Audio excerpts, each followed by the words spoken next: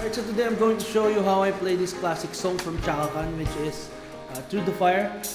And yung kukunin nating reference is yung version ni Nina.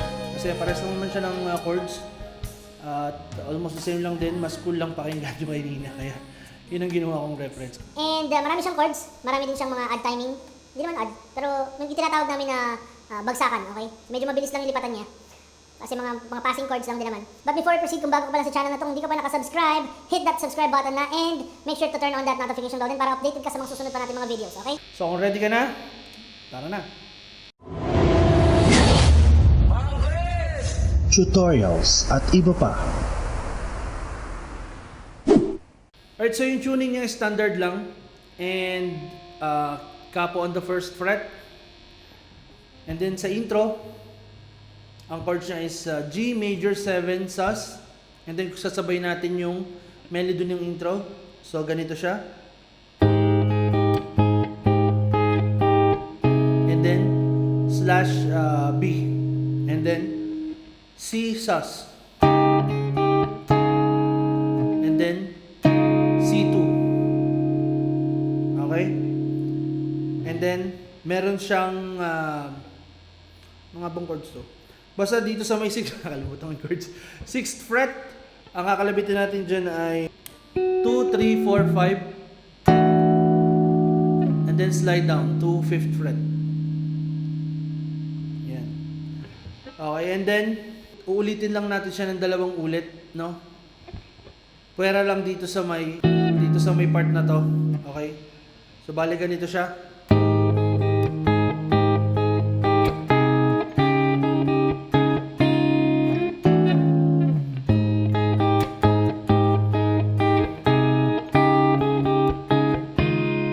After this, meron siyang parang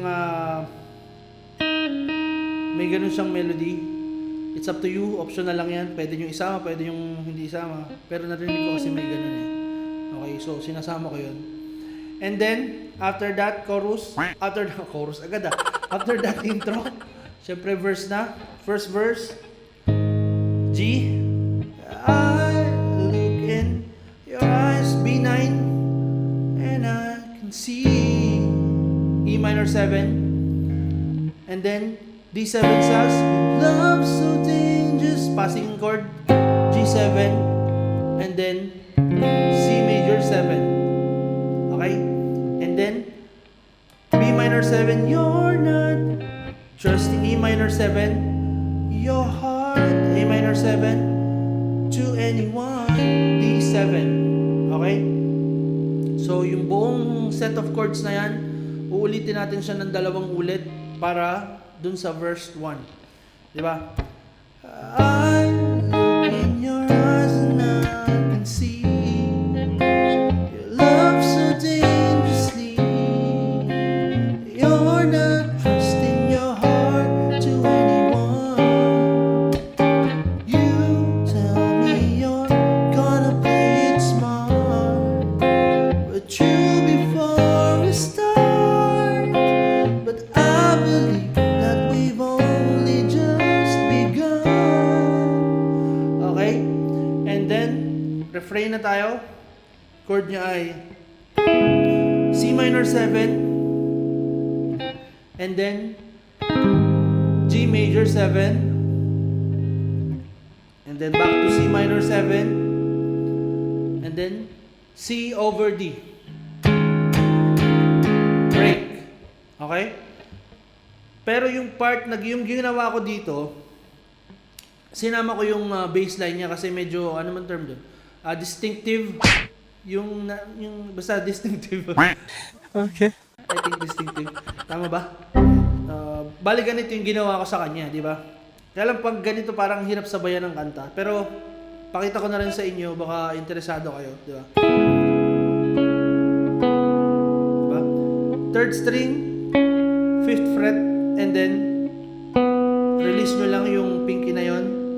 Bali, ano yung third string, 3rd fret, diba?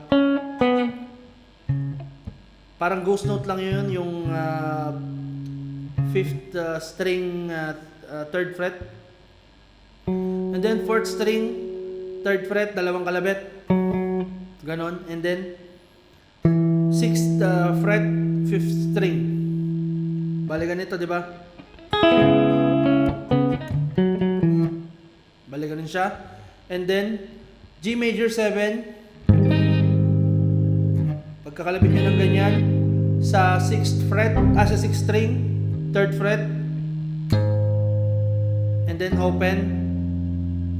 Parang tap lang ng ganon. And then 5th fret, 6th string, dalawang kalabit. And then 3rd fret, 6th string. Diba? Parang ganito siya. Okay? And then back to C minor 7. And then C over D. Okay?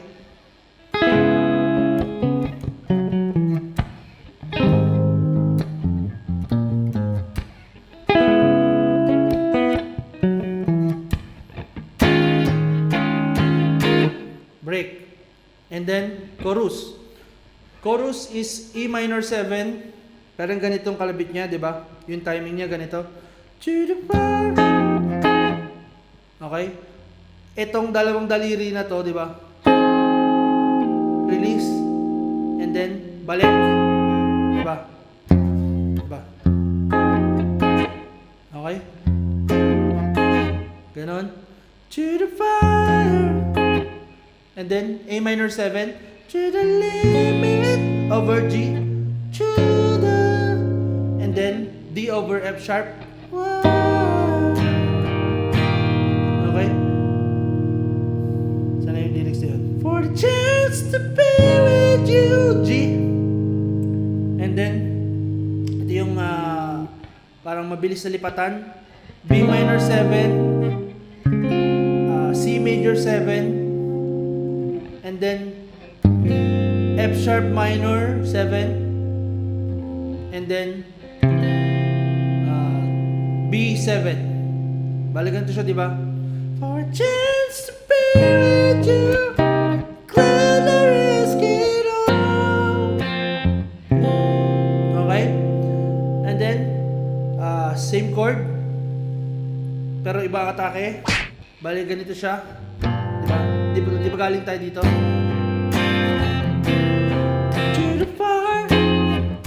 Passing chord ng D. No, ito lang yung nadagdag. Passing chord lang naman siya. Then A minor 7. And then may bass ng G. Tarang.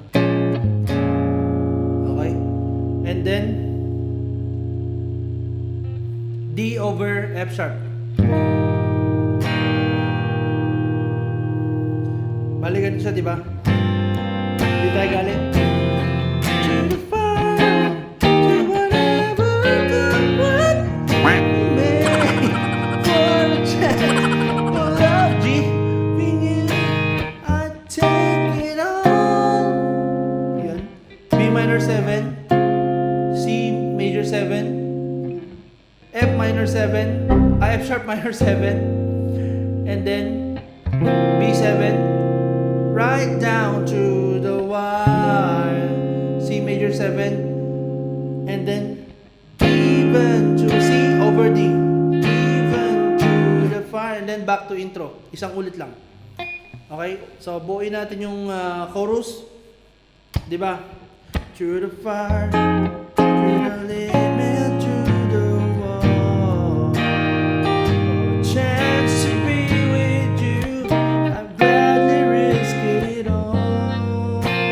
To the fire. To whatever come what may. For a chance of loving you, I take it all the way. Right down to the wire.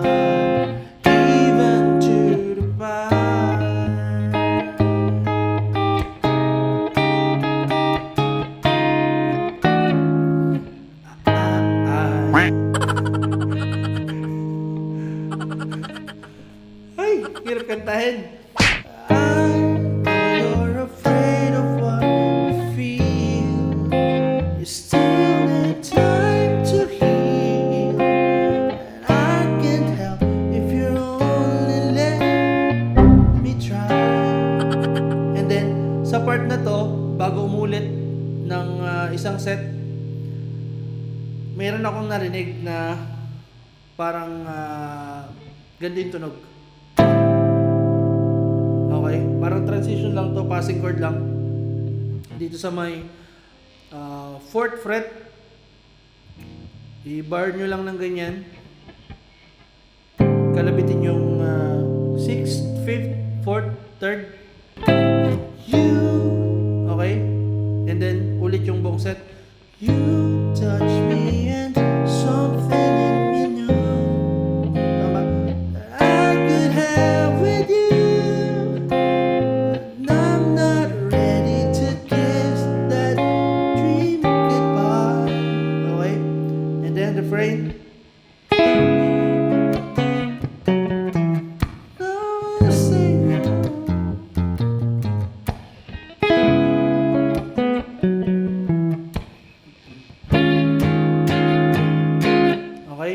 And then, chorus. Chorus, same lang din. To the fire, to the limit, to the wall. For a chance to be with you. I'm glad I risk it all. To the fire, to whatever I could. For a chance of loving you, I take it all.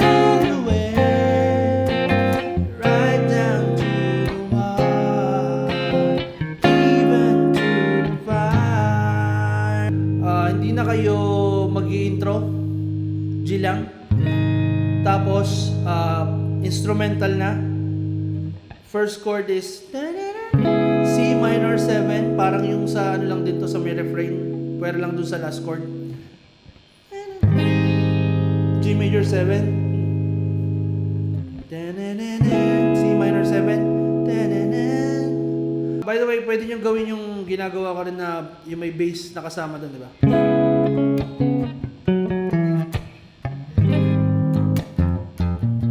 Yan, pwede nyo gawin sa instrumental yan, sa first part. And then, bagsakan, B minor 7, E minor 7, A minor 7, test, B minor 7, off, tigi-tigi sa syllables. Time, C major 7, and then C over D. Then chorus.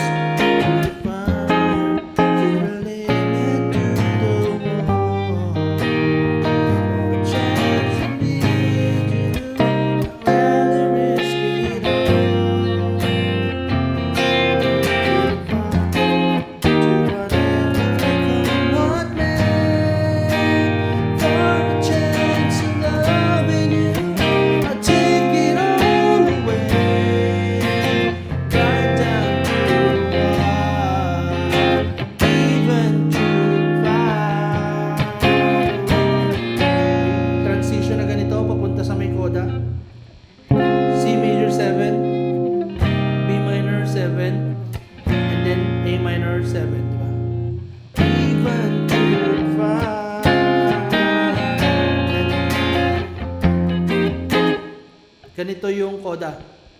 E minor 7. Ganun yung kalabit. Okay? And then A minor 7. C over D. And then balik ulit sa E minor 7. So bali 3 chords lang yan na uulit ng 10 ulit, 'di ba?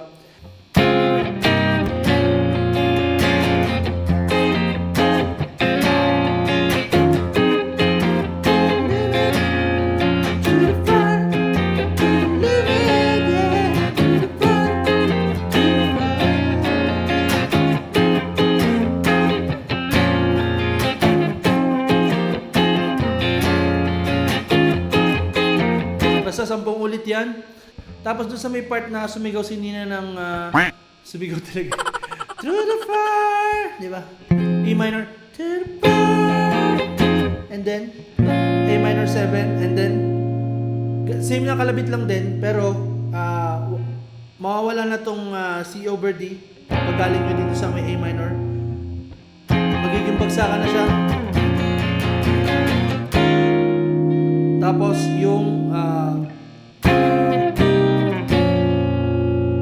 okay, C major 7, B minor 7, A minor 7. Diba?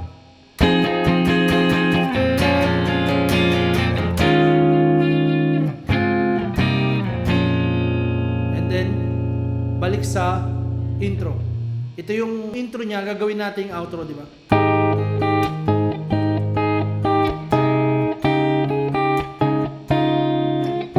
Dalawang ulit.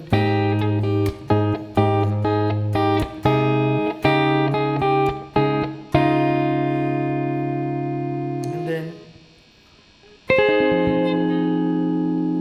yeah. Yung part na yun, yun. E minor 7. Okay? So, yun lang. And I hope you enjoyed this tutorial. Kung meron kayong mga questions regarding this, just comment down below. Binabasa ko lahat yan. Pati yung mga request nyo, pinapakinggan ko lahat yon. Okay? And kung nagustuhan nyo itong video na to, syempre don't forget to smash that like button and subscribe na rin. Turn on that notification bell para update kayo sa mga susunod pa nating mga malulupit na videos para sa inyo.